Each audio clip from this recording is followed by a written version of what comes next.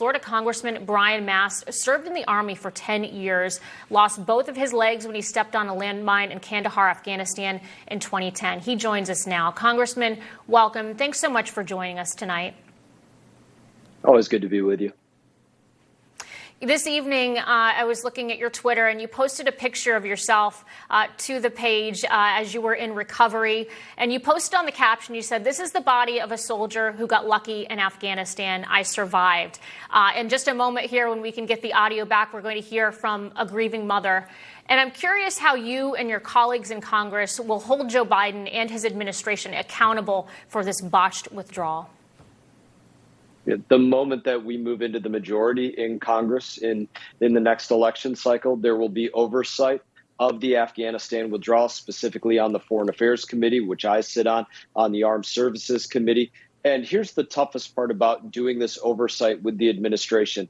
The buck really does stop with Joe Biden. That is why there has been no accountability. Nobody has been fired over the withdrawal from Afghanistan, because what the report on the withdrawal from Afghanistan shows is that the administration very willingly put their head in the sand, tried to ignore what were the likely outcomes of the way they were withdrawing. And that is why it happened the way that it did. Joe Biden is directly responsible.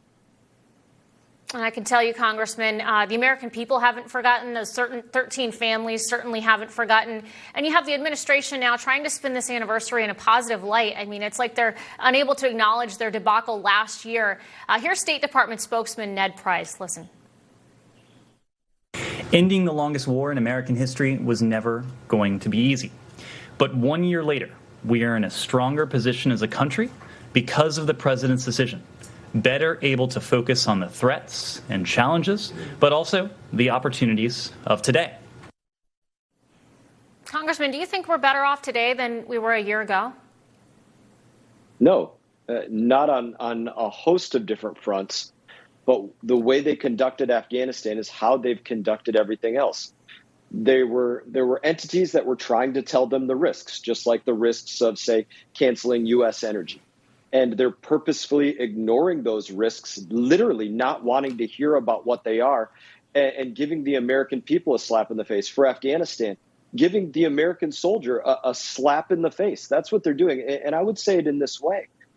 Afghanistan, it's a crappy pile of rubble and dirt. That's the way I feel about that place. But I also feel that it is hallowed ground, very literally, because of the U.S. service members' blood that was spilt there, the limbs that were left there, the friends of ours that were killed there.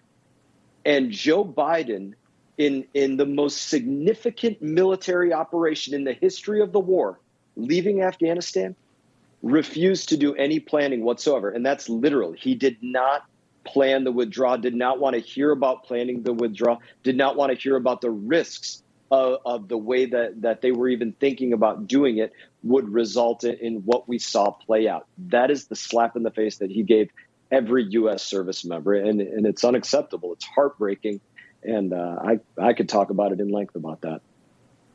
Congressman, what can you tell us? I mean, here we are a year later. We saw how quickly this administration wanted to move on from the news of Afghanistan. We saw how the media, the legacy media, aided in that. And a year later, there's still a lot of questions. I mean, what do you know? What can you tell us about the number of allies, the number of Americans who wanted to get out, that were able to get out? Can you tell us where things stand a year later? Absolutely. So I can tell you, here's the first point we make. You have right now, in the history of the Taliban, the most well-armed, well-equipped Taliban in their entire history. You saw the parade of them today, driving around in our Humvees, sitting up in the turrets, brandishing our Barrett 50 cals and our M4 carbines and our everything else that we had in our arsenals, in our up-armored vehicles. They're the most well-equipped Taliban terrorist organization anywhere. Beyond that, you look at them and you say, okay, Joe Biden was telling us that maybe there's 100 Americans left in Afghanistan. We realize now that there were hundreds, probably closer to thousands left in Afghanistan, that there are tens of thousands, close to 100,000 of those that aided U.S. service members, that they had no plan whatsoever on how they were going to get those people out of Afghanistan. In fact, they had maybe 20 people that were working to look at visas for 20 years of people that were providing aid to the U.S. military. And that was how they conducted it. The list goes on and on and on of how they were just slapping everybody in the face with their inability to do the one thing that we do with every military operation, and that is plan. We plan for the worst and we hope for the best. They were unwilling to look at what the worst was because they didn't want to know it, literally. And Congressman, I like to believe that under a different administration, perhaps under the Trump administration, we wouldn't have gone through this, unfortunately.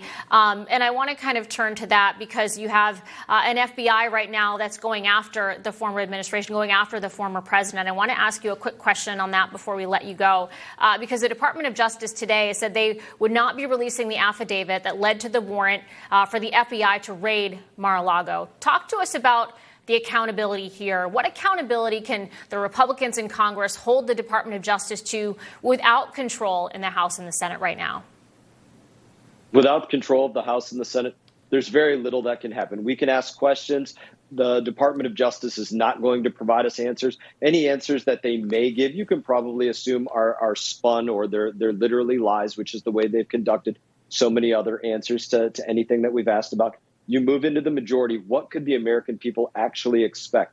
And I think that you should be asking the U.S. Congress to look at the funding levels of the IRS, of the Department of Justice, of the Department of Homeland Security, and the list goes on. If Homeland Security is going to have a Ministry of Truth, guess what? You're not going to get funded by the American people. If the DOJ is going to go after the American president, guess what? You're not going to be funded, especially in the way that you did that. If the IRS is going to hire 87,000 new people to go and audit the American we the people, guess what? We're not going to fund the IRS, so you're not going to be able to hire those people. That really is going to be the response from Congress with the purse strings.